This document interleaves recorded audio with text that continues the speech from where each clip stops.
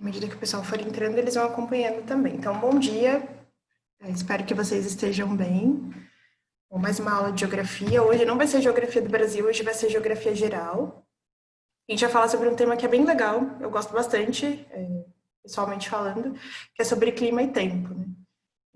Bom, o clima ele sempre foi um tema da geografia muito polêmico, porque no começo da geografia ele acabou servindo como base para algumas justificativas com relação, por exemplo, ao próprio processo de colonização, muitas vezes, né? Porque tinha aquela ideia de que nos climas mais frios você teria uma sociedade mais desenvolvida do que nos climas quentes. Ou que o pessoal do clima. Com certeza vocês já ouviram esses preconceitos, né? Esses juízos de valor, dizendo que as pessoas das regiões mais quentes tendem a ser mais preguiçosas ou tendem a não gostar muito de trabalho. Isso não vem de agora, já é reforçado ao longo de muitos anos, né? Então, durante muito tempo, o clima ele acabou servindo como um dos fatores do determinismo, né?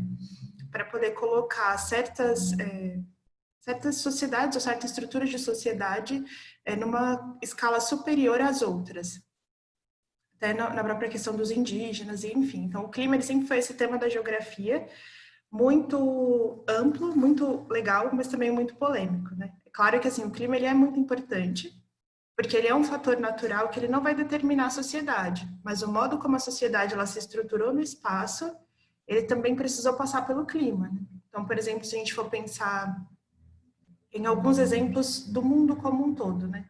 Como que a sociedade é lá na Finlândia? Na Finlândia você tem temperaturas muito baixas, tem um inverno que é muito rigoroso, então que estruturas aquela sociedade precisou criar para poder se apropriar daquele espaço? Ao contrário, por exemplo, dos países das faixas tropicais, que a gente tem outros fatores climáticos, então aqui o clima é mais quente, então é um outro modo de estruturar a sociedade. Então não se trata aqui de um determinismo, mas se trata de modos diferentes de apropriação do espaço, que passam pelo clima. Então por isso que o clima ele é importante, porque o modo como o homem ele se apropriou do espaço também dependeu do clima, certo? E aí, a primeira distinção que a gente precisa fazer é entre clima e tempo. Até agora eu só falei de clima, porque o clima, deixa eu até passar aqui o slide. O clima ele vai dizer respeito a esses padrões que são criados a partir de algumas características da atmosfera. Então, o clima, ele tem um período de medição que é de pelo menos aí 30 anos. Então, eu pego um lugar, igual, por exemplo, aqui o Brasil ou a América do Sul, estudo as médias de temperatura, médias pluviométricas, índices de umidade durante 30 anos, e aí eu estabeleço, por exemplo, que grande parte da América do Sul está dentro da faixa tropical, porque tem temperaturas altas, tem um índice de precipitação alto, tem uma umidade alta. Então, o clima, ele diz respeito a esses padrões da atmosfera. Então, por exemplo, se relaciona a clima, as zonas, essa divisão de zonas que a gente faz, por exemplo. Então, nos polos, né, que são as temperaturas mais baixas, aí tem a faixa dos polos, depois tem essa faixa temperada, que são temperaturas mais amenas. Tem o árido, que aí são as regiões de deserto, e tem o tropical, que é essa faixa que está ali entre a linha do Equador, Trópico de Câncer e Trópico de Capricórnio. E aí tem esse outro também que é o Mediterrâneo, que são essas faixas de transição de temperatura. Então, o clima, ele diz respeito a padrões para se estabelecer se uma região ela está na faixa tropical, se ela está na faixa polar ou se ela está na faixa temperada. Então, toda vez que se falar de clima, que vocês ouvirem falar de clima, pensem sempre nessas grandes divisões climáticas. Não diz respeito, por exemplo, como o tempo. O tempo já é uma outra coisa. O tempo ele diz respeito à condição momentânea. Então, por exemplo, hoje está fazendo calor, ou ainda está frio de manhã, né? Por exemplo, esses últimos dias, como tem sido? De manhã está bem friozinho, e aí ao longo do dia a temperatura vai subindo um pouco. Isso diz respeito ao tempo, que é a condição do momento. Então, hoje às 7 da manhã estava muito frio, agora já está uma temperatura mais agradável.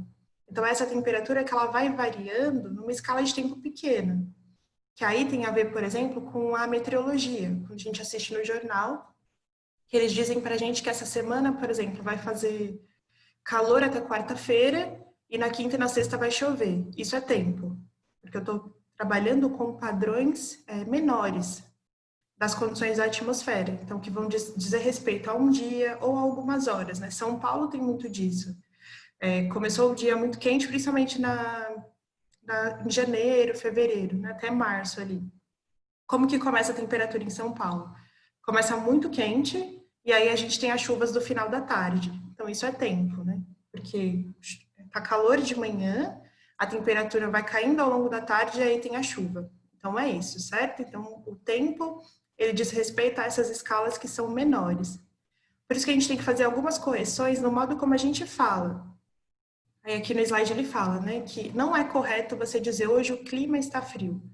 Por quê? Porque o clima, ele não diz respeito à escala de tempo pequena, ele diz respeito à escala de tempo maior, de pelo menos 30 anos. Então, quando eu quero dizer sobre a condição do tempo hoje ou daqui a pouco, eu tenho que dizer tempo. Ficou repetitivo, mas é isso. Hoje, o tempo está frio. Então, não, esse padrão momentâneo, né, da situação não diz respeito ao clima, mas diz respeito ao tempo. Até aqui tudo bem? Vocês têm alguma dúvida? Se vocês tiverem dúvida, vocês podem falar, tá bom? Então, eu vou continuar. Se eu estiver falando muito rápido também, vocês falam, tô falando muito rápido, fala um pouco mais devagar, e assim por diante. Aí eu vou mudando aqui o ritmo. Então, vamos lá. Aí, tem algumas coisas que são importantes a gente saber quando a gente estuda o tempo e o clima. Na verdade, hoje mesmo a gente vai falar sobre o clima, porque o tempo, ele não é uma área que a geografia ela estuda propriamente. O tempo, ele já entra numa outra área que é o da meteorologia. Então, ele sai da geografia, vai para a meteorologia. E o que a geografia estuda mesmo é o clima, pela climatologia. Então, hoje eu fiz essa distinção entre clima e tempo, para vocês saberem que são coisas diferentes. E, gente, sempre cai alguma questão, ou no Enem, ou na FUVEST, ou na Unesp, na Unicamp, sempre cai uma pegadinha para falar sobre clima e tempo. Porque apesar, assim, de ser um tema muito falado, se tem muita confusão nisso. Então, precisa se fazer essa distinção, isso precisa ficar claro que são coisas diferentes, tá bom? Então, vamos lá. Então, para falar de clima, a gente precisa falar sobre a atmosfera. Porque a atmosfera é o lugar aonde estão concentrados eventos climáticos. Então, eu vou fazer aqui para vocês primeiro a distinção das camadas da atmosfera. Então, a atmosfera é essa camada fina de gases que vai envolver a Terra. Então, isso é a atmosfera. Só que ela tem camadas diferentes. Dentro dela, é uma camada geral, enfim, né? Ela é essa camada de gases, mas ela tem distinções. Quando a gente vai olhar ela de uma escala menor, ela tem distinções. Então, a primeira, que seria a mais próxima a gente, é a troposfera, que está entre o solo, né, até 20 quilômetros de altura. Então, essa seria a primeira. E é na troposfera onde a gente encontra, onde é a camada da formação das nuvens, da chuva, essa camada mais próxima. Depois, a gente tem a estratosfera, que ela está entre 20 e 50 quilômetros. Essas duas camadas, eu deixei elas em laranja, porque elas são as mais importantes para a gente poder estudar o clima. Porque são as que estão mais próximas da Terra, da nossa superfície, é nelas que estão concentrados os eventos climáticos. Na troposfera, a formação de nuvens, de chuva, é onde acontece a evapotranspiração, ciclo hidrológico, é nessa camada da troposfera. E na estratosfera, a gente tem a famosa camada de ozônio. Então, por isso que elas são tão importantes. Então, são essas duas que a gente estuda quando fala de clima. Mas tem as outras camadas. Então, a gente tem aí entre 50 e 90 a mesosfera, 90 a 500 quilômetros de altura a termosfera, e entre 500 e 750 a exosfera. Certo? Então, essas são as camadas. E aí, qual é a tendência aqui? Essa imagem eu acho ela legal porque aqui eu fiz esse círculo porque é onde esse é o nosso foco de estudo quando a gente fala de clima. Então, essa é a troposfera, essa é a estratosfera. O teto da estratosfera é a camada de ozônio. Então, aqui a tendência é o quê? Que a temperatura ela caia à medida que a gente sobe, tá vendo? Essa aqui é a curva da temperatura. Então, aqui está a altura, desse lado, e aqui tem a temperatura. Então, por exemplo, aqui ela vai diminuindo à medida que eu subo até a mesosfera, tá vendo? Então, a tendência da temperatura até a mesosfera é que ela caia. Depois que passa da mesosfera, aí a tendência da temperatura é subir, certo? Ela ficar cada vez mais alta, chegando aqui até 500 graus quando a gente está na exosfera, certo? Então, a tendência é o quê? Uma primeira coisa, à medida que eu subo na altitude, quanto mais alto, mais frio. Isso é uma primeira coisa. Então, essa tendência da atmosfera é de quanto mais eu subo até aqui entre a troposfera e a estratosfera, que são as duas que a gente vai estudar, a temperatura ela vai cair. Então, a temperatura do topo da estratosfera ela é muito mais baixa do que a temperatura da superfície da Terra. Beleza? Vamos lá. Bom, tem alguns... O que constitui o clima, né? Então, o clima ele é constituído pela temperatura de um lugar. Então, se a temperatura de um lugar ela varia, por exemplo, de 5 a 30 graus. Os índices de chuva, se ali naquele lugar chove muito ou não chove, se é um lugar mais seco ou se é um lugar mais úmido. Então, é a temperatura, a precipitação, aí tem o índice de umidade também. São esses os fatores que constituem o clima. Então, o que compõe ele, né? Mas tem fatores que influenciam nessa composição. Então, o que faz, por exemplo, a temperatura de um determinado lugar ser mais alta? Isso é o que vai influenciar. Ou qual fator que vai fazer com que num lugar chova mais do que no outro? Então, tem duas coisas importantes quando a gente fala de clima: os fatores que constituem, que é a temperatura, umidade, precipitação, e os fatores que influenciam. Porque aí vai mudar de um determinado lugar para outro. Por isso que na Terra a gente tem lugares aí que chegam, sei lá, a menos 40 graus e outros que chegam a 50, 70 graus. Porque tem fatores que influenciam esses lugares de maneira diferente, certo? E uma coisa que é importante quando a gente fala da Terra é que, como a gente sempre vai falando assim, né? A Terra ela é uma composição dinâmica. Então, tem fatores que eles vão ter uma certa influência maior numa determinada escala. E aí, quando eu falo de escala, eu digo, por exemplo, dessa coisa se vai ser global, se eu vou falar do mundo todo, ou se eu estou falando de um lugar. Isso é importante, assim, ficar claro. Se vocês tiverem dúvida nisso, vocês me digam. Por exemplo, se eu estou falando de São Paulo, é uma escala, que é a escala local. Se eu estou falando da região metropolitana de São Paulo, é uma outra escala, que é a escala de região. Se eu estou falando do mundo todo, é uma outra escala, que é a escala global ou a escala mundial. E os fatores do clima, eles vão ter influência maior ou menor, dependendo dessas escalas, certo? Então, vai ter essa diferenciação também. Por exemplo, eu vou começar falando da latitude. Então, os fatores mais importantes que influenciam na composição do clima são a latitude, a altitude, a maritimidade, a continentalidade e as correntes marítimas. E eu vou começar falando da latitude, porque a latitude vai ser o fator que vai ter maior influência na composição do clima quando a gente fala de mundo, por conta de uma característica da Terra.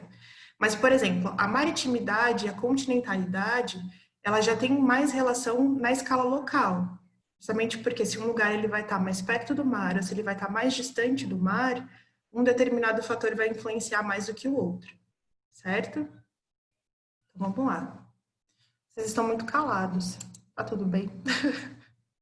Vocês podem me interromper, não tem problema. Então, bom, para falar de latitude.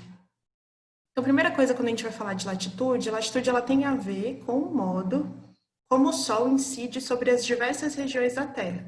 Então, tem um modo como o Sol ele vai influenciar cada pedaço da Terra. Por quê? Porque a Terra ela tem uma angulação 7 graus, e eu não lembro os decimais, mas ela tem uma inclinação de 27 e pouquinho em relação ao Sol. Vocês estão vendo aqui que ela não está reta, ela está inclinada. Então, é dessa maneira como a Terra ela está em relação ao Sol. Então, o Sol ele vai incidir nas diversas regiões da Terra de uma maneira diferente. Por quê? Porque à medida que eu saio do Equador, que é essa linha aqui em vermelha, e vou em direção aos polos à medida que eu aumento a minha latitude, porque aqui a latitude está em 0. Então, eu aumento à medida que eu vou para os polos. Quando eu vou para o polo norte, aqui são latitudes positivas, né?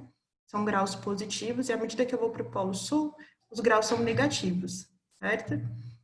Mas o que vai acontecendo aqui? O Sol, na faixa do Equador, que é entre o Trópico de Capricórnio e o Trópico de Câncer, ele incide de maneira mais direta.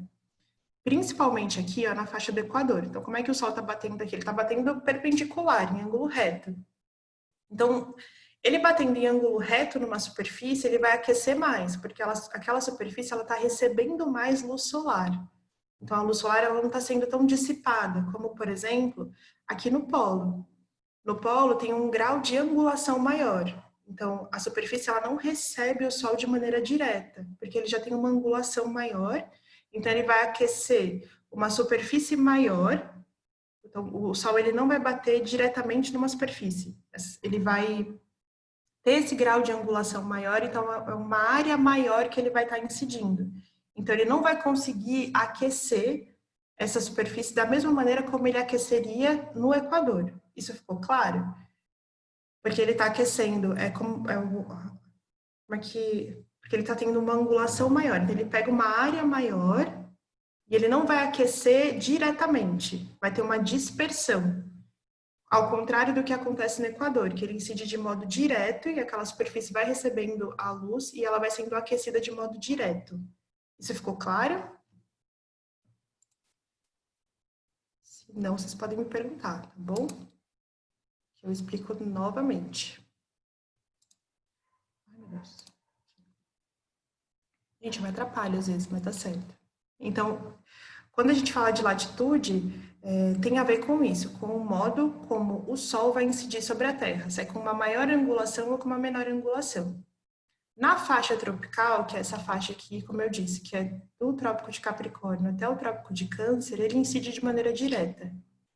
À medida que a gente vai subindo aqui para a zona temperada, ele já tem um grau de angulação maior, tá vendo? Nessa imagem aqui é legal para a gente ver. Então, aqui é perpendicular, um ângulo reto mesmo, nessa faixa do Equador. À medida que ele vai subindo, ele já vai tendo uma angulação maior. Então, uma superfície maior que ele vai sendo aquecida, mas com uma intensidade menor. Ele não está incidindo diretamente, é isso. Então, aqui ele incide diretamente sobre a superfície, aquece essa superfície de modo direto. Aqui, por conta da angulação maior, ele não vai conseguir incidir de maneira direta por conta dessa angulação. Então, tem uma área maior aqui, então eu vou aquecer menos. E no polo a mesma coisa. Então, a angulação ela é ainda maior, então ele não consegue incidir diretamente sobre a superfície, certo?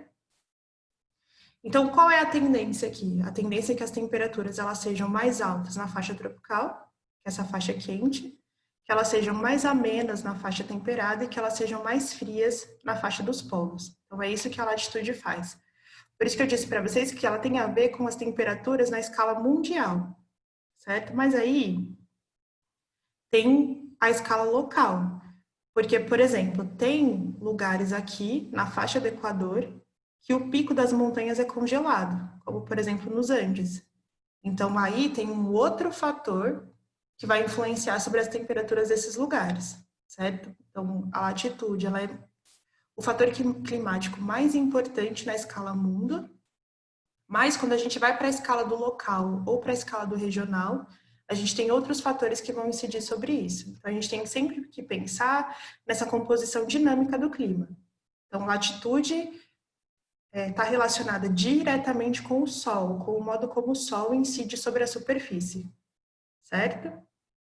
Uma coisa que é muito importante quando a gente estuda a latitude é o índice de albedo, porque, como eu falei, a Terra ela tem essa angulação, o Sol vai incidir de maneira diferente sobre a superfície da Terra. Beleza, o Sol ele incide de maneira diferente sobre a superfície, mas a superfície ela vai absorver a luz solar de uma maneira diferente. E é isso que a gente fala quando a gente trata do albedo. É o modo como a superfície ela vai absorver ou refletir a luz solar. No caso do albedo, é esse índice de reflexão. O quanto que a superfície ela vai refletir da luz solar que ela recebe. certo? Então, por exemplo, aqui, ó, aquele esquema que eu falei para vocês da latitude. Então, aqui eu tenho o raio solar, aí ele coloca aqui embaixo, que aqui é na faixa do Equador, então é naquela faixa tropical. Então, ele está incidindo diretamente sobre a superfície. O raio solar incide direto sobre a superfície terrestre. Aqui é na área polar, então ele tem uma inclinação maior, tá vendo? Então, ele vai incidir de maneira indireta sobre a superfície, porque ele já tem essa angulação, por conta da angulação da Terra, certo? Beleza, ele incidiu, então a primeira coisa, o modo como o Sol, como o raio solar vai chegar até a superfície, o modo como ele chega aqui, se ele vai chegar direto ou se ele vai chegar indireto. Então, na superfície do Equador, ele chega de modo direto, e aí tem uma relação das superfícies, da cor da superfície. Superfícies mais escuras, elas vão ter um índice de albedo menor. Então, o albedo é o quanto a superfície reflete. Então, uma superfície escura, ela vai refletir menos luz solar. Então, o que ela vai fazer? Ela vai absorver mais. Então, essas superfícies, elas são mais quentes, porque elas absorvem mais luz solar. Então, na faixa do Equador, na faixa do tropical e até na faixa do temperado, dependendo da superfície, se eu tenho uma floresta, se eu tenho um solo mais escuro que está exposto, então essas estruturas de superfície, elas têm uma tendência a absorver mais luz solar e a refletir menos. Ao contrário das áreas polares. Por quê? Porque nas áreas polares se tem a neve congelada. A neve congelada ela é branca. Então, o índice de albedo lá vai ser maior, porque as superfícies mais claras, elas refletem mais luz solar. E aí tem aquela coisa, né? Por exemplo, algumas pessoas antigamente pintavam os telhados de branco, né? Aquelas telhas que eu esqueci o nome, do nome daquela telha. Tem um nome para ela, eu esqueci, gente, desculpa. Mas o que fazia para ela não absorver tanto calor, para não ficar, tipo, impossível de viver nas épocas de verão, pintava a parte de fora do telhado de branco. Por quê? Porque o branco, ele tem essa capacidade de refletir mais a luz solar, então a superficial não vai absorver tanto.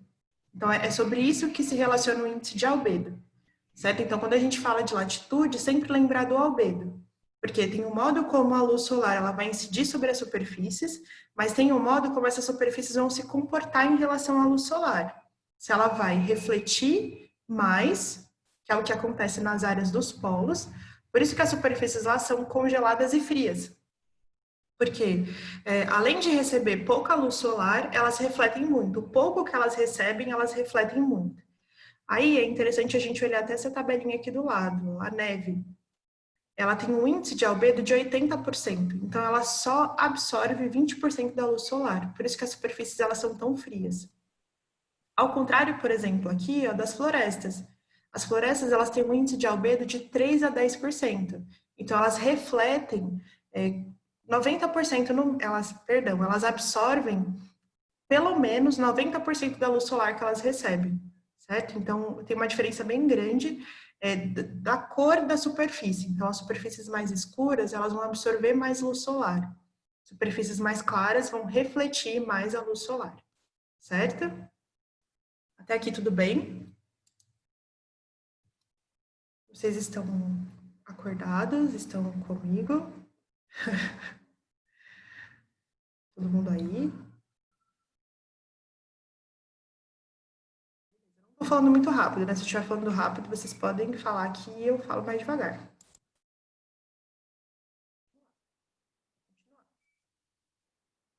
Bom, sobre a latitude é isso. Eu acabei de falar, então, latitude e albedo, sempre essa duplinha, sempre pensem nos dois juntos. E tem um outro fator que é a altitude. Lembra que eu falei para vocês que na faixa do Equador, por exemplo, aí eu tenho. Você me perguntou aqui. Então, quanto mais claro, mais frio. E quanto mais escuro, mais calor. Exatamente. Isso com relação à superfície. Então, as superfícies mais escuras, elas vão ser mais quentes, porque elas vão absorver mais luz solar. E as superfícies mais claras vão ser mais frias, porque elas têm um índice de albedo maior. É isso, é exatamente isso. Bom, aí tem esse outro fator. Então, isso é latitude e albedo. Tem um outro fator que, combinado com a latitude, vai ser um grande exemplo disso que eu acabei de falar aqui para vocês.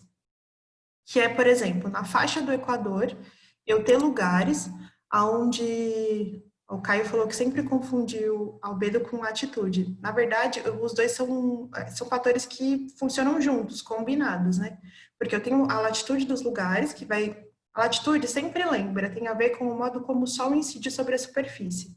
Então, o Sol incide direto na superfície, na faixa do Equador, e à medida que eu me afasto do Equador, que eu vou subindo por esses paralelos, né, que é o Trópico de Capricórnio, o Trópico de Câncer ao norte, e depois o Círculo Polar Ártico, enfim, vai subindo a latitude, o grau da inclinação ele vai aumentando o Sol vai incidindo de maneira indireta sobre a superfície, tá? Menos luz solar na superfície. Isso é a latitude.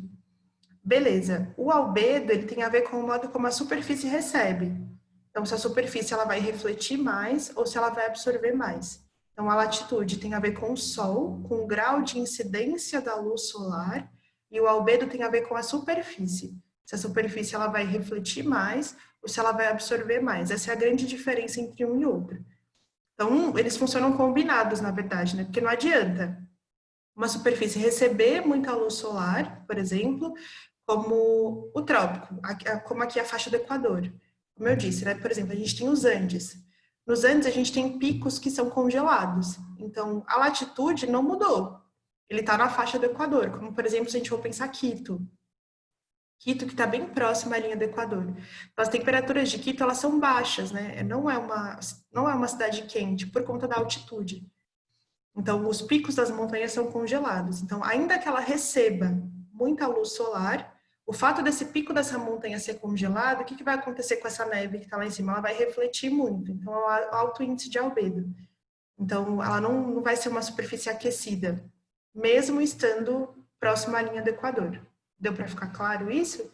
Então, é aquilo que eu falei para vocês. Sempre pensar na escala mundo e na escala local. Então, na escala mundo, se a gente fosse pensar Quito, se eu perguntasse para vocês sobre o que vocês achavam sobre a temperatura de Quito, que está bem próxima à linha do Equador, vocês me diriam que são temperaturas altas. Beleza, ok, pode ser, mas aí a gente precisa olhar o que? A altitude. Porque Quito, acho que se eu não me engano, está a mais de 1.800. Está a mais de 1.800 metros de altura. Aí entra um outro fator, que aí entra o fator da altitude, dessa pico que é congelado, aí a gente tem os índices de albedo e assim por diante. Então, quando eu falo de clima, sempre olhar essas duas escalas, né? A escala mundo e a escala do local, porque aí os fenômenos são diferentes. Por isso que lugares que estão na faixa tropical ou que estão na faixa temperada têm temperaturas diferentes, têm comportamentos de chuva que são diferentes e assim por diante, certo? Então, vamos lá. Aí agora a gente vai falar da bendita da altitude. Gente, se ficar confuso, alguma coisa que eu fale, assim, porque a ideia é que vocês pensem de fato esses fatores combinados. Não faz sentido a gente pensar na Terra de uma maneira estática, como se as coisas estivessem separadas.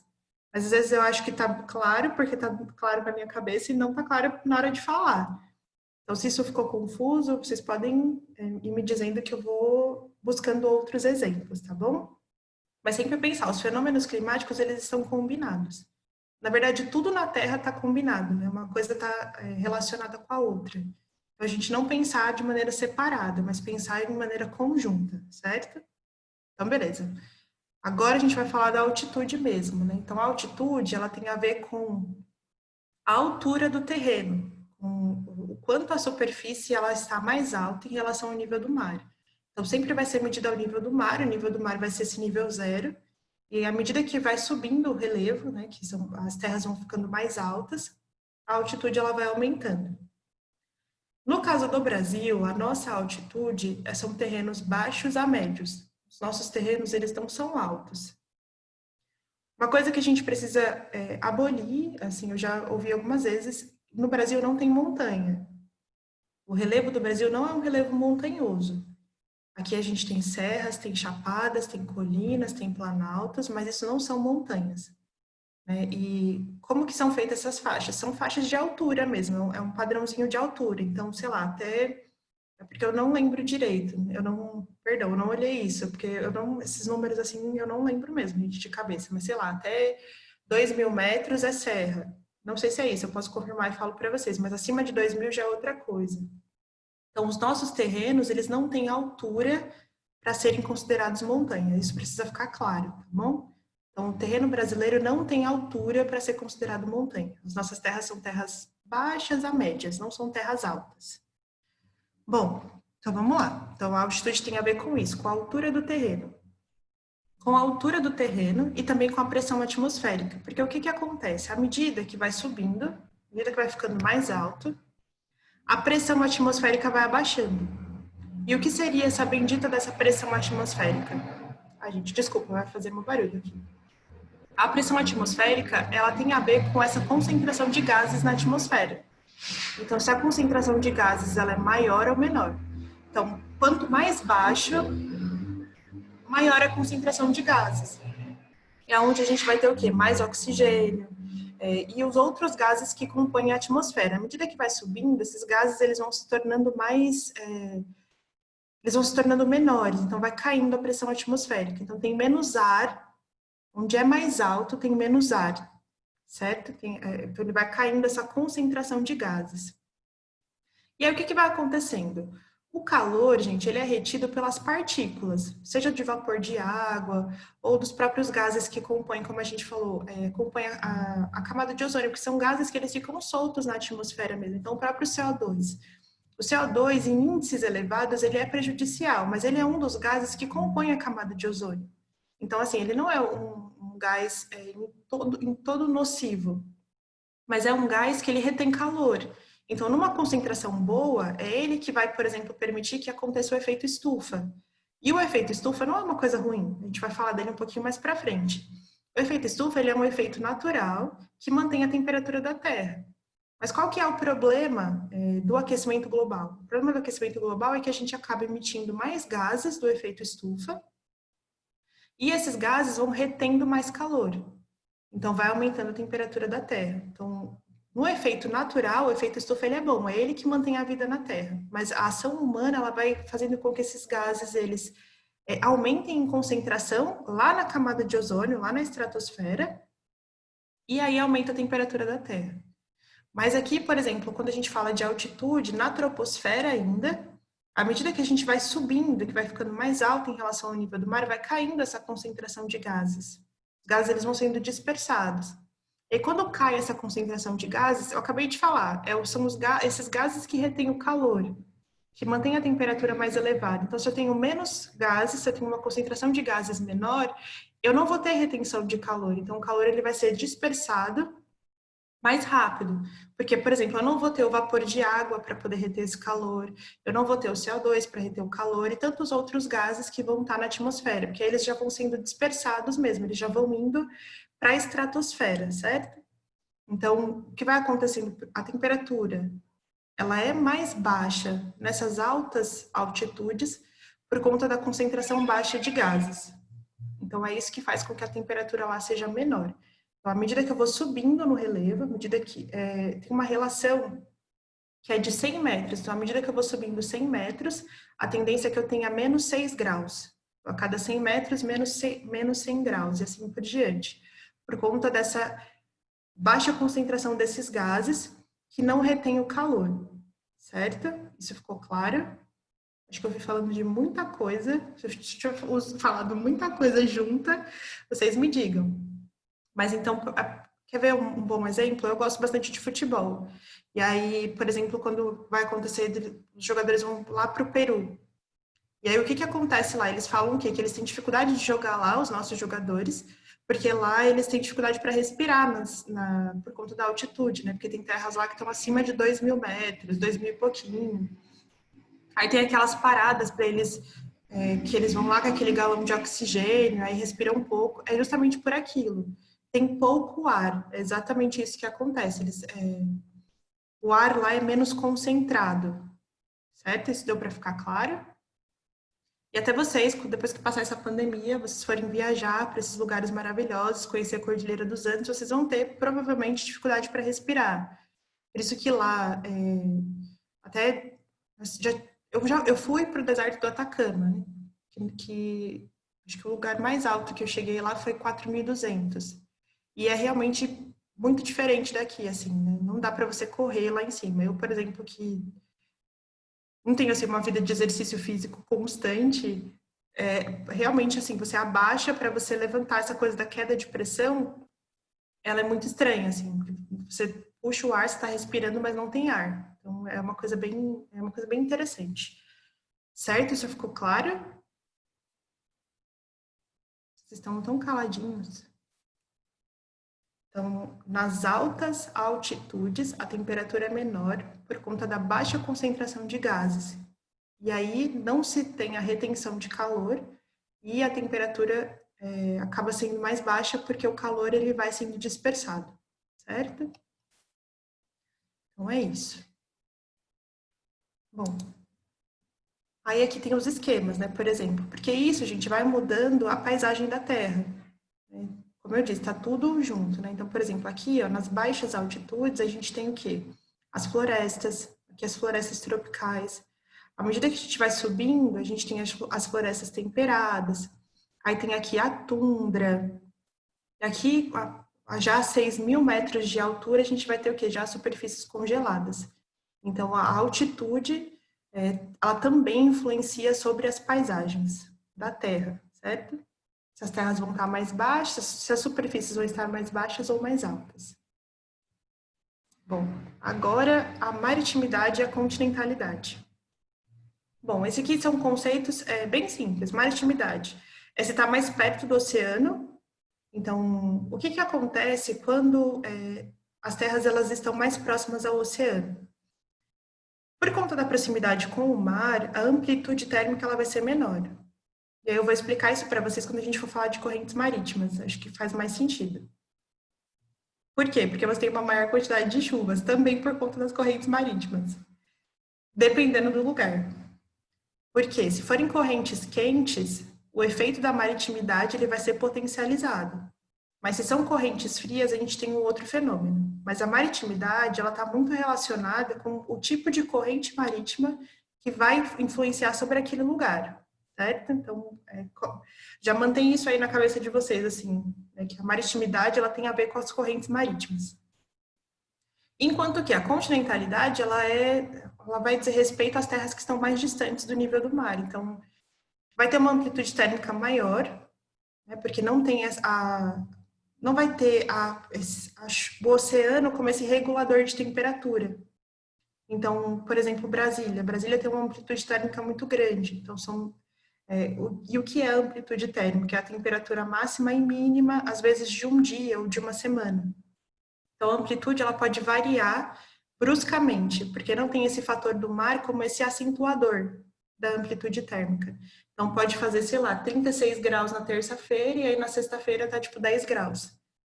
Isso também acontece aqui um pouco em São Paulo, né? E haja saúde para aguentar. E olha que a gente, assim, nem tá tão longe do oceano, se a gente for comparar, por exemplo, com Brasília, certo? Então, a continentalidade, ela faz com que as temperaturas, elas variem mais num determinado lugar. Então, quando vocês pensarem em um lugar que está distante do oceano, vocês podem ter certeza que aquele lugar ele vai receber menos chuva, ali não chove tanto quanto nas áreas litorâneas ou mais próximas ao nível do mar, e que a variação de temperatura vai ser maior. Então, isso é bom, assim, a efeito de análise, né? Vocês olharem, quando numa questão que estiver falando sobre o clima, pedindo características do clima de um lugar, vocês olharem onde está aquele lugar. Se aquele lugar está mais perto, está mais longe do mar. Porque se ele estiver mais perto do mar, eu tenho uma dinâmica. Se ele está mais longe, eu sei. Então, se o lugar está mais distante do mar, ele sofre os efeitos da continentalidade. Então, nesse lugar vai chover menos. Nesse lugar eu vou ter uma variação de temperatura maior, certo? Então, é isso que diz respeito à continentalidade. Bom, aí agora a gente vai falar dos dois juntos, que é a maritimidade e as correntes marítimas. Antigamente eu tentava explicar os dois sozinhos, mas aí eu acho que é mais confuso explicar sozinho. Por quê? Porque o mar, ele tem correntes marítimas, o oceano. E o que são essas correntes marítimas? São corpos d'água que têm sentido, temperatura e nível de salinidade diferente. Vocês provavelmente, ou não, vocês assistiram Procurando Nemo. E no Procurando Nemo tem essa famosíssima aqui, a corrente leste australiana, que ele pega ela aqui para poder chegar mais rápido. Eu não lembro, acho que é para cá mesmo, né? Ele vem aqui pro continente americano, acho que é isso. Porque a leste australiana, ela começa aqui, ela tá aqui nessa corrente, mas ela tem resultados também aqui para cima, para o norte e também aqui para baixo, né? Mas enfim, o pai do Nemo, ele entra nessa corrente leste australiana para poder chegar mais rápido aonde o Nemo estava. Então é justamente isso. São correntes de água dentro do mar que vão ter temperatura diferente, o índice de sal vai ser diferente, então ela pode ser mais salgada ou menos salgada, e ela tem um sentido. Então tá vendo aqui, gente, ó, aí tem dois tipos de correntes, que são as correntes frias, que estão representadas em azul, e as correntes quentes, que estão representadas em vermelho, certo? Então, geralmente as correntes quentes, elas vão estar mais aqui mesmo, elas vão nascer na faixa tropical, né? Então, o sentido delas vai estar mais ou menos aqui dentro dessa faixa tropical, saindo do Equador, né? E as correntes mais frias, elas vão ter essa tendência aqui de estar com o sentido saindo dos polos, certo? Beleza, dito isso, então a gente já sabe que a água do mar, ela tem temperatura diferente. Ela tem temperatura diferente. E como que essa temperatura da água vai influenciar sobre a maritimidade, por exemplo? Bom, a água estar mais quente aqui, por exemplo, na corrente do Brasil. Então, o nosso litoral, ele tem a atuação de uma corrente quente. Então, o nosso litoral, ele é um litoral chuvoso e é um litoral úmido. Bom, para você fazer o ciclo da chuva, o que que acontece? Aquele ciclo da evapotranspiração. Então, a água, ela evapora, ela fica como vapor de água na atmosfera. Esse vapor de água, ele cai a temperatura, ele se transforma em nuvem, e aí depois ele precipita sobre a superfície. Esse é, a grosso modo, o ciclo da chuva. Bom, quando a corrente está fria, o que que acontece? Tem o vapor de água, que está com a temperatura mais elevada ali na atmosfera, certo? Então, está no ar esse vapor de água com uma temperatura mais elevada. Quando ele entra em contato com essa água aqui, que está mais fria do que ele, qual é a tendência? A tendência desse vapor é que a temperatura dele caia e que ele precipite. Então, o que que acontece com a chuva onde tem correntes frias? A chuva, ela acontece no próprio oceano. Então, ela já condensa aqui no próprio oceano, porque a água do mar, ela vai estar mais gelada do que o vapor de água. Então, a tendência é que o mar, ele influencie e deixe a temperatura da atmosfera mais fria. Então, ele vai fazer com que esse vapor de água, ele precipite no próprio mar. Então, ele condensa sobre o oceano e chove sobre o próprio oceano. Ele não forma nuvens que têm força para entrar no continente, certo? Isso, gente, é muito importante. Porque olhem aonde está a corrente fria e olha o que tem do lado da corrente fria. Os desertos. Então, os desertos, eles não estão onde estão de modo aleatório. Eles estão em lugares onde tem baixos índices de precipitação. E por quê? Porque eles sofrem o efeito das correntes marítimas frias. Então, se a gente for olhar o deserto do Saara, corrente fria. Ali o deserto da Califórnia, corrente fria. Deserto do Atacama, corrente fria. Grande deserto de Vitória, corrente fria também. Então, do lado de uma corrente fria, que são águas mais geladas, que vão baixar a temperatura do ar e fazer com que esse vapor de água ele precipite sobre o próprio oceano e chova no oceano. Então, essas massas de ar, elas não têm força para adentrar no continente. Então, não vai chover nessas regiões. E aí você tem a formação do deserto. Ao contrário das correntes quentes.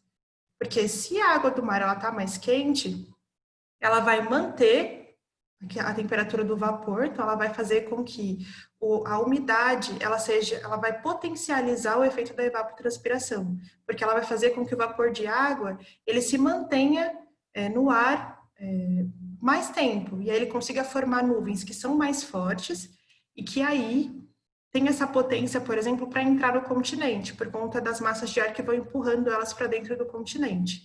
Então, em áreas de corrente quente, são áreas onde se formam grandes nuvens de chuva e essas nuvens elas entram para o continente. Aí aqui a gente tem as faixas tropicais, né, que tem as grandes florestas tanto aqui a Amazônica quanto aqui a Floresta do Congo.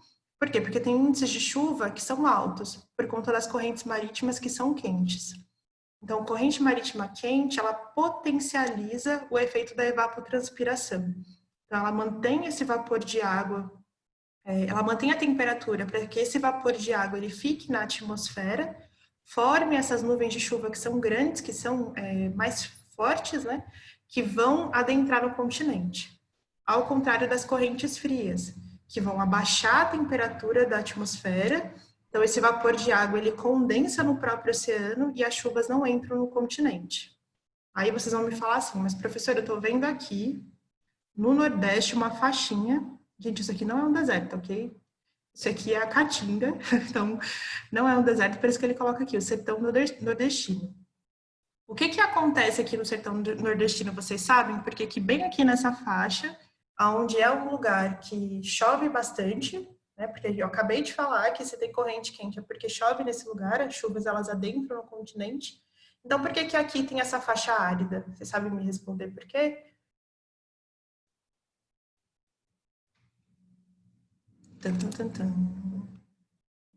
Por quê, gente? Alguém sabe me dizer por quê? A pergunta que vale R$1 milhão. Gente, eu não sei fazer piada. Mas vamos lá, vamos lá.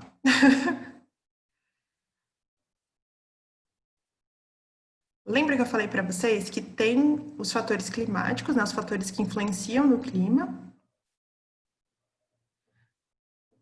A Liza acertou, porque ali a gente tem o quê? A gente tem uma serra aqui que impede que as chuvas elas passem por ali, né? Então, lembra que eu falei dos fatores que influenciam o clima? Então, de fato, a corrente marítima, ela é um fator que vai potencializar a formação de chuvas. Mas se eu tenho um relevo que impede que essa chuva passe aqui, ela não vai adentrar no continente. É justamente isso que acontece ali no Nordeste. Então, a gente tem aqui a Serra da Borborema. A Serra da Borborema, ela faz uma barreira entre o litoral aqui nordestino e o sertão nordestino. Então, ela está bem exatamente aqui nesse meio. Então, é ela que faz com que as chuvas elas não cheguem nesse lugar. Então, por mais que as chuvas elas sejam, sim, altas, os índices de precipitação eles sejam altos, mas elas não conseguem adentrar por conta do relevo, certo? Então, é exatamente isso, porque é uma região serrana.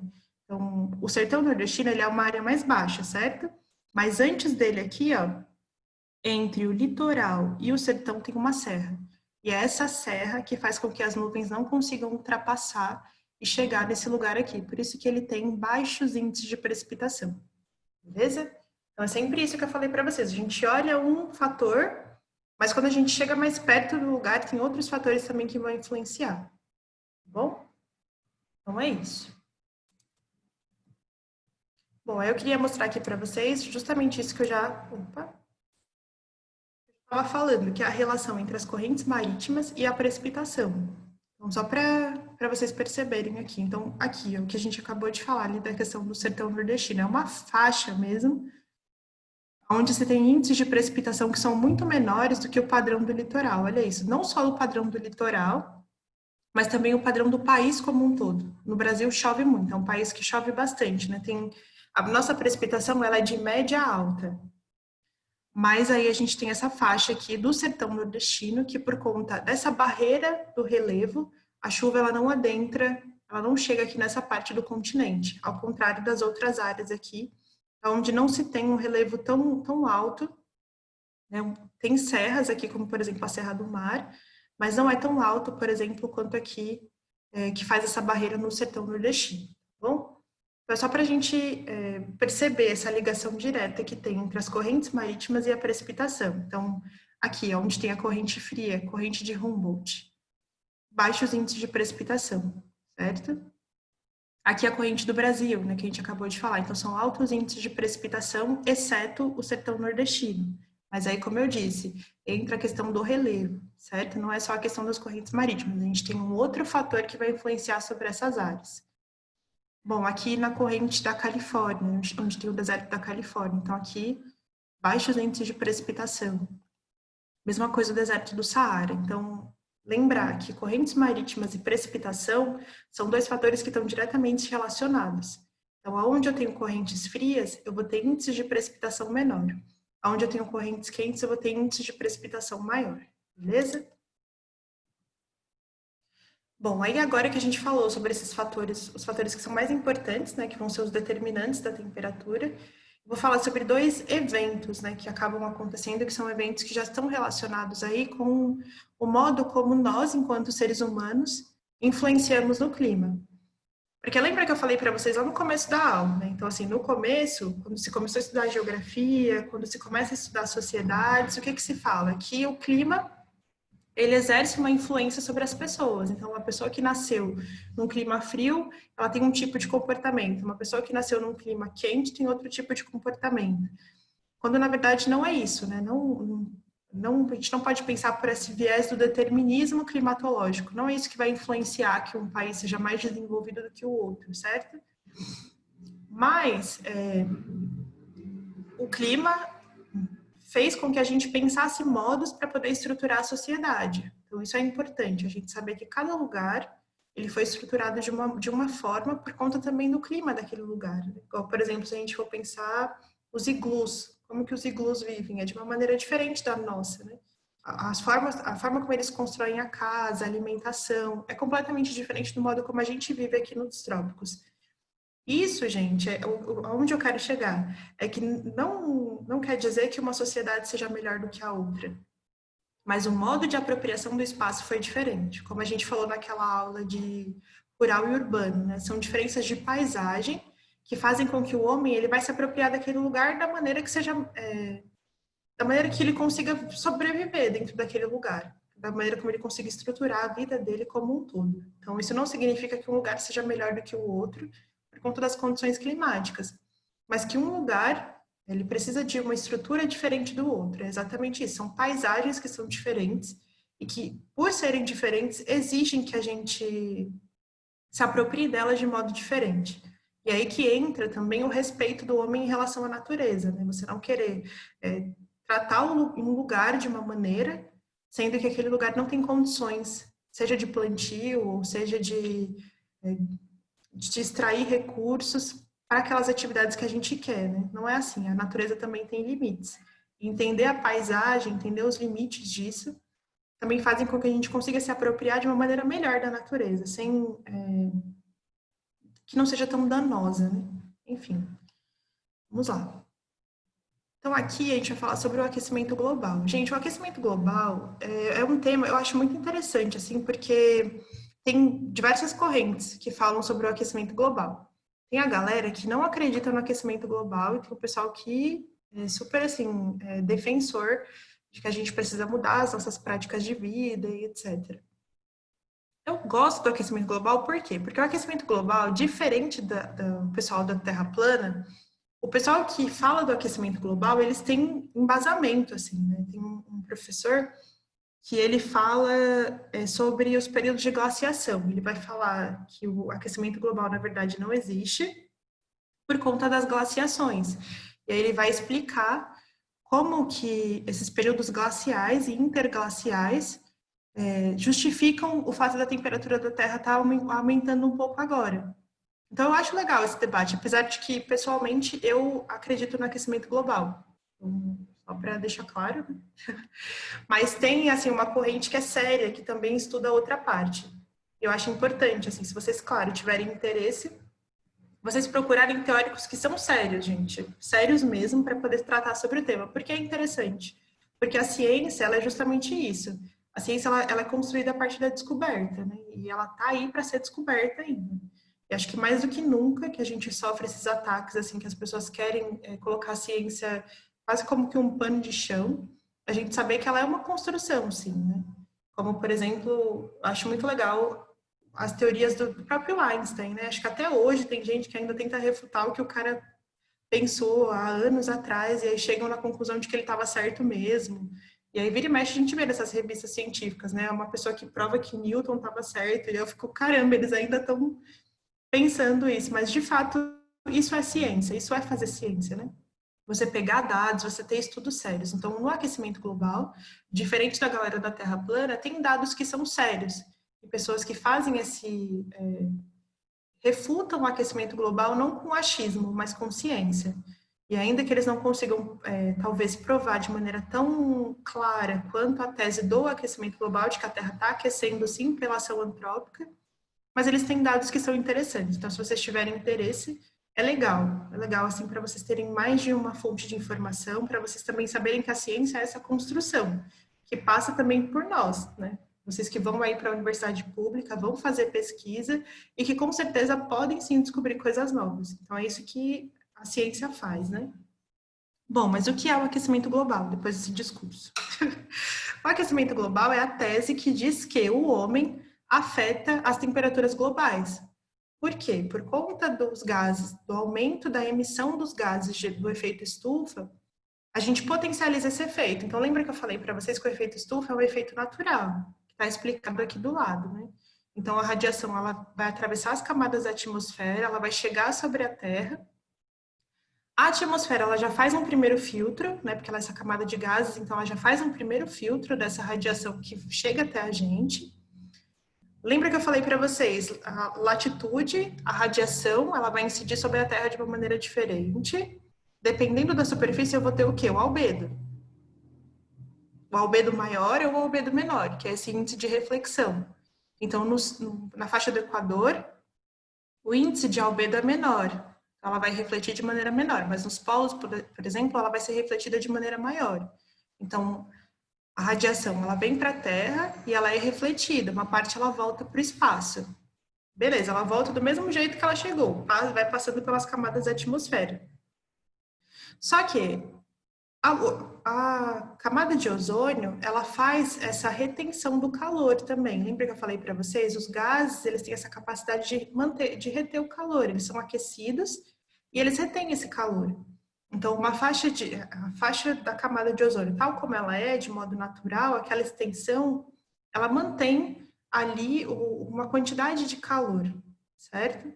À medida que a gente vai emitindo esses gases do efeito estufa, que é o monóxido de carbono, os CFCs. Então, essa camada de ozônio, ela vai sendo aumentada, certo? E aí, o que vai acontecendo? Você aumenta a concentração dos gases nessa camada e vai reter mais calor. Então, a tendência é o quê? Que se aumente a temperatura, que os gases, em vez deles serem dispersados, eles vão ficar retidos dentro dessa camada, certo? Então, isso é o aquecimento global. Bom, e isso é ocasionado por quê? Por conta do tipo de combustível que a gente usa, então a queima de carvão mineral, também o petróleo, né, os combustíveis fósseis, né? Então, é isso que vai... E também os combustíveis fósseis, as queimadas das florestas e o metano também, né? Se fala muito das criações de gado, né? Porque as criações de gado elas são cada vez maiores, grandes extensões de terra, e o cocô da vaca tem metano. Então, também até esse modo de... me fugiu a palavra. Até a pecuária também vai influenciar no aquecimento global, certo? Porque não é uma atividade em pequena escala, é uma atividade em grande escala. São terras e terras que foram transformadas em pastagem, e que antes eram florestas, que antes tinham vegetação natural e assim por diante. Então, o aquecimento global é essa potencialização do efeito estufa. Então, a gente emite mais gases do efeito estufa, aumenta a concentração dos gases nessa camada, e aí faz com que a temperatura da Terra ela aumente. E aí, como que eles provam isso, né? A gente está aqui falando de ciência, como é que se chegou a essa conclusão de que a temperatura estava aumentando? Por conta da própria temperatura da atmosfera, por conta do derretimento das calotas polares, então foi se percebendo que a água do mar foi começando a ficar mais quente também. Então são esses dois fatores, né? Tanto a temperatura da atmosfera em si, do ar, que foi aumentando, quanto também a temperatura dos oceanos. Porque lembra que uma coisa está relacionada à outra. Assim como uma corrente marítima fria, ela influencia na temperatura do vapor de água e faz com que ele condense no mar, a temperatura da atmosfera também vai influenciar na temperatura da água, certo? E assim por diante. Então, a gente pensar na Terra como esse sistema que vai sendo, que afeta e é afetado, todos os fatores. Então, isso é o aquecimento global. E uma parte do pessoal, o que acaba acontecendo aqui quando se fala contra o aquecimento global? Chamam os ambientalistas de alarmistas, porque eles querem o quê? Justamente aquilo, desculpa, mas não tem como não falar, eles querem justamente aquilo que o ministro do Meio Ambiente fala, né? Vamos passar a boiada, porque se você consegue derrubar a tese do aquecimento global, então tudo bem derrubar hectares e hectares da Amazônia, tudo bem a gente transformar vegetações, não só da Amazônia, mas também da Mata Atlântica, né? A Mata Atlântica voltou a ser desmatada. Então, já é um bioma que foi muito afetado, a gente já tem, acho que, mais de 90% da Mata Atlântica não existe mais, e ainda assim ela sofre muitos ataques, né? Então, é muito complicado. Derrubar a tese do aquecimento global acaba servindo como apoio para que as pessoas, elas, não, então tudo bem, a gente plantar onde quiser, tudo bem derrubar as florestas e tratar a natureza só do modo de exploração, né? Não olhar a natureza naquilo que eu acabei de falar, nos limites dela, né?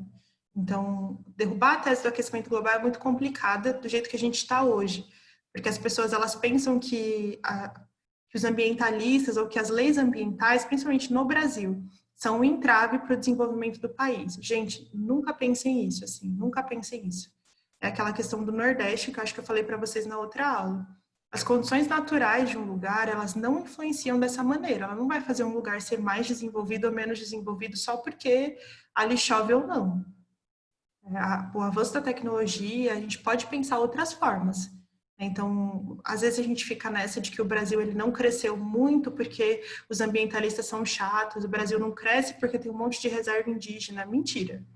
Isso é uma mentira, gente. Isso eu digo assim, sem duvidar, uma mentira, porque tem outras formas de se crescer, de se desenvolver, considerando as condições naturais e sem tratar a natureza só desse modo de exploração e de vamos derrubar tudo e vamos acabar com tudo. Isso é um pensamento muito errado. A natureza ela não é uma barreira para o desenvolvimento. Enquanto a gente tiver essa visão de país, de que a nossa natureza, de que a floresta em pé é uma barreira para o desenvolvimento, não tem como flexibilizar a lei ambiental, porque a gente ainda está pensando as coisas em separado. Quando, na verdade, e tem, assim, uma bancada dentro do Congresso de Ruralistas que são contra o desmatamento da Amazônia. Então, para vocês verem, assim, que tem pessoas que já perceberam que a Amazônia de pé, a dinâmica de chuvas que tem ali na Amazônia, do modo como acontece, é importante para a agricultura. Mas ainda tem outras pessoas que realmente encaram a floresta como uma barreira. Então, é muito complicado. Então, a gente precisa olhar essa questão assim com muito cuidado mesmo, né? E com certeza isso vai cair nos vestibulares esse ano. Com certeza, assim, eu aposto um chocolate com vocês que vai cair sobre isso, porque eu acho que eu nunca ouvi tanta bobagem como eu ouvi esse ano, com relação ao aquecimento global, com relação ao desmatamento das florestas, com relação às terras indígenas. Então, com certeza, os grandes vestibulares vão cobrar isso, tá bom? Mas não pensem, gente, que a nossa natureza, tal como ela é, impede que o país cresça, que isso nunca seja uma justificativa. Nem para que o país cresça, nem para que uma área seja mais pobre ou mais rica que a outra, certo? Bom, por último, mas não menos importante, as ilhas de calor, né? Que também é um tema importante dentro do clima, por quê? O que são as ilhas de calor? As ilhas de calor, elas são áreas que foram densamente construídas, então geralmente são cidades, igual São Paulo, principalmente o centro de São Paulo, se a gente for pensar ali a região do Anhangabaú, São Bento, Praça da Sé, então são regiões, o que tem ali? Muitos prédios, o solo completamente impermeabilizado pelo asfalto, então a temperatura ali naquela região, ela é mais alta do que nas regiões que estão ao entorno. Isso é a ilha de calor. À medida que eu estou no centro, não só... E assim, no caso de São Paulo, é o centro de São Paulo, mas não só o centro. Uma outra região também que configura uma ilha de calor, por incrível que pareça, é ali a região do Ibirapuera. Mesmo tendo o Parque do Ibirapuera ali, muitas vezes em dia de calor, principalmente no verão, é um lugar onde você tem maiores índices de poluição. Então, ali a região do Ibirapuera é uma ilha de calor, o Centro Velho também é uma ilha de calor, a Avenida Paulista também. por conta de ser uma área já muito impermeabilizada, pouca vegetação, muitos prédios. Então, a temperatura nessas áreas ela é mais elevada e pode chegar aí até 7 graus mais altos do que nas áreas mais afastadas. Então, por exemplo, à medida que eu vou saindo desses centros, né, dessas ilhas, e que vou para as regiões mais periféricas, eu tenho, o caso de São Paulo é bem emblemático, assim, porque a gente tem, perdão, eu não coloquei um mapa aqui, mas a gente tem uma mancha urbanizada muito grande no centro, e à medida que a gente vai se afastando, principalmente para o extremo sul, a gente vai tendo uma vegetação maior, áreas onde tem maior vegetação. Então, principalmente ali, Grajaú, Parelheiros, próprio Guarapiranga também, então já é uma área que tem mais vegetação do que a área central.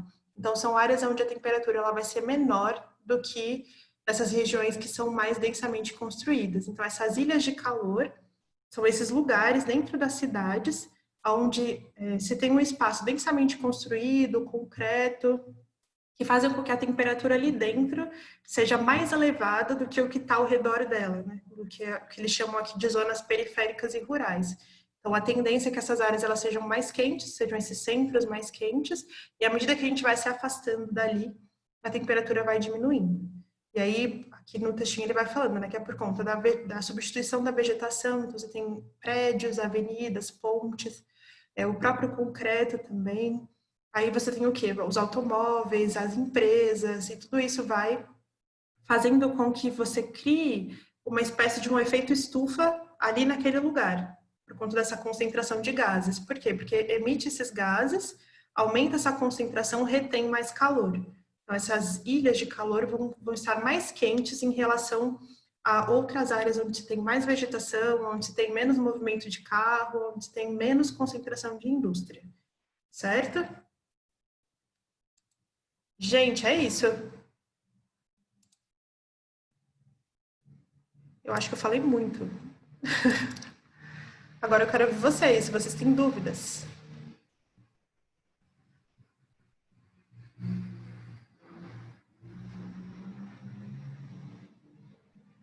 Fiquem à vontade para perguntar.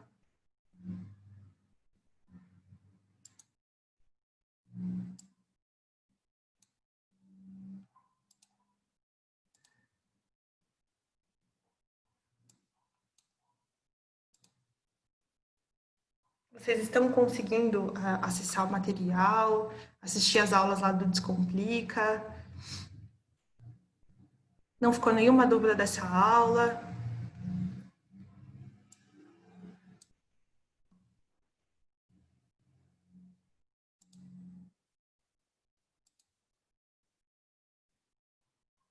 Vocês querem perguntar alguma coisa sobre outro tema, alguma coisa que vocês estão com dúvida? A Sami falou que anotou tudo. Eu vou mandar para vocês, gente. Tem o Caco, que é o Renato, que ele faz uns slides sensacionais, assim. Eu vou mandar para vocês o slide dele também de clima, né, que ele chegou a me passar também. E aí para vocês também darem uma estudada, porque aí lá tem outros conceitos. Mas eu vou conversar com os professores para ver se a gente consegue fazer uma aula para a gente resolver exercício. O que vocês acham? Dos temas que a gente já falou, aí a gente resolve alguns exercícios, porque aí eu acredito que seja bom também a gente resolver alguns exercícios juntos, porque aí a gente consegue tirar dúvidas em relação a outras coisas, né?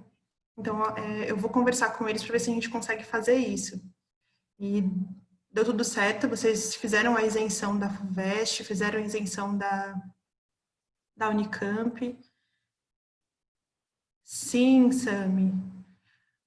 Tem pessoas que não acreditam. Aí tem um pessoal que não acredita baseado em nada, assim, né? E tem as pessoas que não acreditam com embasamento científico, né? E que vão para essa corrente da glaciação, dos períodos interglaciais e glaciais, porque eles dizem que o quê? Que entre uma era glacial e outra, os padrões de temperatura tendem a aumentar mesmo, então a variação de temperatura é maior. Então eles dizem que a gente está entre um interglacial, então as temperaturas elas tendem a ser maior. O Caio falou sobre o Triângulo das Bermudas. Então, lá no Triângulo das Bermudas, é porque lá tem uma fossa, o que fala sobre eles com relação. Por exemplo, Almar é que lá é um dos pontos mais profundos do mundo. Então tem isso. Dos voos, eu nunca li nada sobre. Se tem alguma massa de ar, alguma coisa assim. Mas lá é um dos pontos mais profundos do mundo. Lá tem uma grande fossa oceânica, né? Então o pessoal fala das navegações, que quando passam por lá é bem perigoso por conta dessa fossa, é um dos pontos mais profundos. Mas se você quiser, Caio, eu posso ver essa questão dos voos. Isso eu nunca li nada sobre os voos, só sobre essa questão da navegação no mar mesmo, né? Por conta desse ponto profundo. Mas eu posso olhar para você sim, aí eu te falo. Porque é até interessante, né? Porque tem vários mitos, gente, no Triângulo das Bermudas. É que nem a Falha de Sandras também, né? Saiu até aquele filme lá super alarmante e tal. Então, tem uns mitos, assim, nesses lugares. Falha de Sandras, Triângulo das Bermudas, de gente que passa por lá e desaparece, coisas assim. Mas eu posso ver, eu posso pesquisar para você e aí a gente conversa sobre os voos. Mas eu sei sobre as navegações, que lá é um ponto muito profundo e as correntes marítimas são bem intensas naquele lugar. Mas com relação ao voo, eu nunca vi nada sobre ir lá, né? Nunca li nada, mas posso procurar sim. Vocês têm mais alguma dúvida? Alguma dúvida, alguma angústia, algum desabafo? Estão tendo dificuldade para estudar? Eu não passei o material da aula para vocês ainda, né? Eu vou postar lá no Google Class para vocês esses slides. E posso colocar os exercícios e vejo para você, Caio, essa questão do Triângulo das Bermudas. Tem mais alguma coisa que vocês queiram perguntar? Algum de vocês ainda está no ensino médio? Vocês ainda. O que vocês estão achando aí desse plano de volta?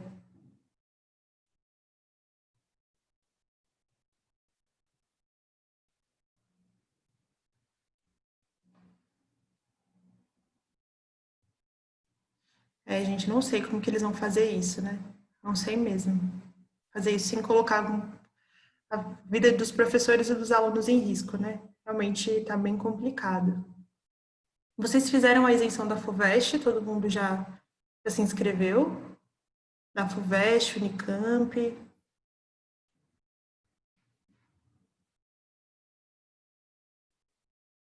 Ai, legal.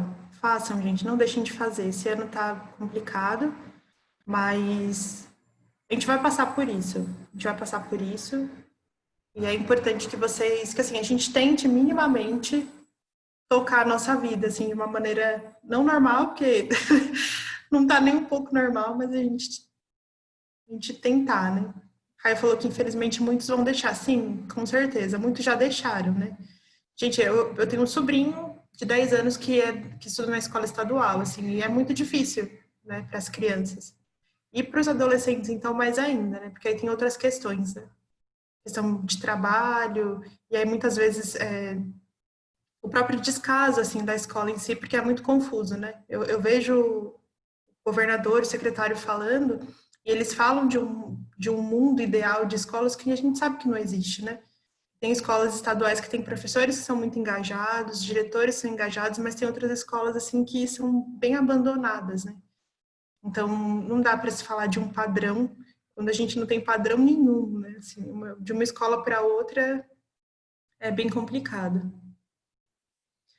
Ela falou do SP faz escola. É complicado, gente, é muito complicado, muito triste o que está acontecendo, né? Eu não sei se vocês se sentem assim, mas às vezes eu sinto que a gente tá meio abandonado, sabe? Que eles meio que abandonaram a gente, tipo, ah, se virem aí, se cuidem, né? E tentem sobreviver. Porque é isso, é bem difícil. Mas se vocês precisarem de qualquer ajuda, nós estamos aqui, viu? Se vocês quiserem conversar, procurem a gente, né, nos grupos do WhatsApp, quiserem tirar dúvidas. Eu vou conversar com o pessoal para ver se a gente consegue fazer uma aula para a gente poder fazer como se fosse um simuladão juntos, assim, se vocês toparem. A gente pega alguns temas e vai resolvendo algumas questões juntos, né? É também sobre o Descomplica, se vocês tiverem qualquer dúvida, vocês podem vir conversar com a gente, né? A gente está aqui, não se esqueçam disso, né? Nós estamos aqui por vocês, então qualquer coisa que vocês precisarem, pode procurar a gente, assim, não tenham vergonha e não tenham reservas, né? A gente está aqui, tá bom? Então, é isso, gente. Obrigada pela aula.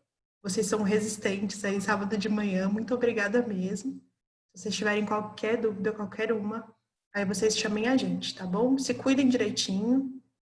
Espero que a gente se veja logo, mas se veja numa situação segura, né? Então é isso. Recebam um abraço bem apertado. Força para esses dias. E qualquer coisa a gente está aqui, tá bom? Um beijo, gente.